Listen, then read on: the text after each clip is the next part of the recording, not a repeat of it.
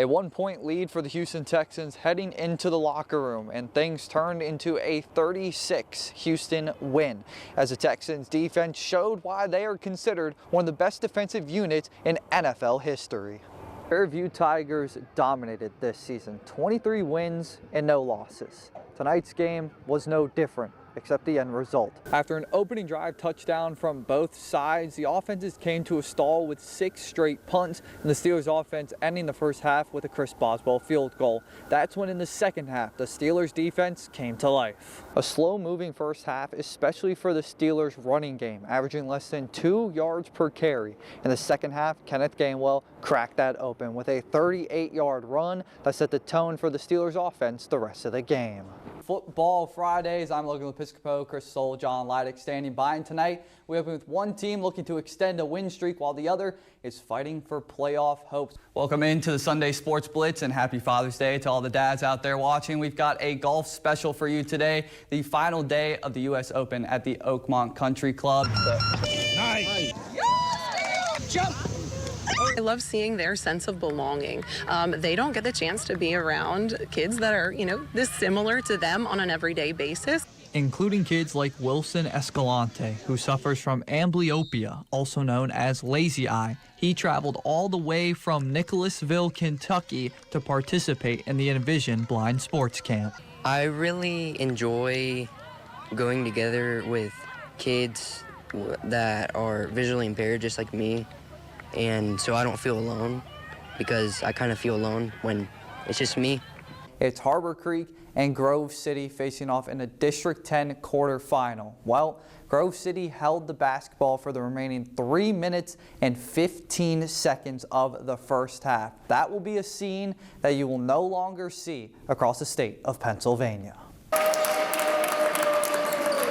I played for Cathedral Prep in 2009 to 2013, and I think there should have been a shot clock back then. The Ramblers led by 7 early, and less than 30 seconds into the second quarter, everything came to a stop and the focus shifted away from the game. So during the second quarter of our women's basketball game today, an official collapsed, and there was an immediate response from our trainer and some medical professionals that were parents that were here on site. Play came to a screeching halt, and you could hear a pin drop from inside the Haggerty Family Event Center. We used to call it the breath before the plunge in the Army. It's that moment where you don't know what's going on. It's a little bit uncertain, and it's very common, and it's just one of those human reactions. Competition can push athletes to be their best, especially when it starts at home. Tonight we take a look at one local family that shows sports, faith, and brotherhood can collide all on the same court. For the third of 4 brothers, a milestone that had been held by one of his older siblings for the last 4 years. 1,615 points.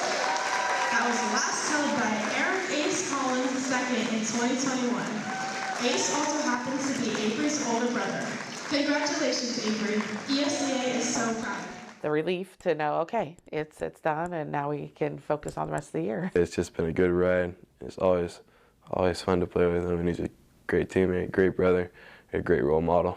The highlight of the first half, Bryson Huckabee inbounds it to Marquise Josephs, and he throws it down, drawing a foul on the left-handed jam. Marquez Council Jr. hits Antonio Reddick, makes one defender miss, and then whoop, there goes another one right by him for a big-time gain to put the Quips at the Oilers' 5. Jace Ferguson can't find anybody, gets loose, and this is the definition of walking the tightrope, gets into the end zone for 6. For bad weather, no problem, bank still open. Landon Daney, the nice little fadeaway shot. The Beavers grab a double-digit home win over Northwestern, 73-63, and will play against Harbor Creek at 7:30.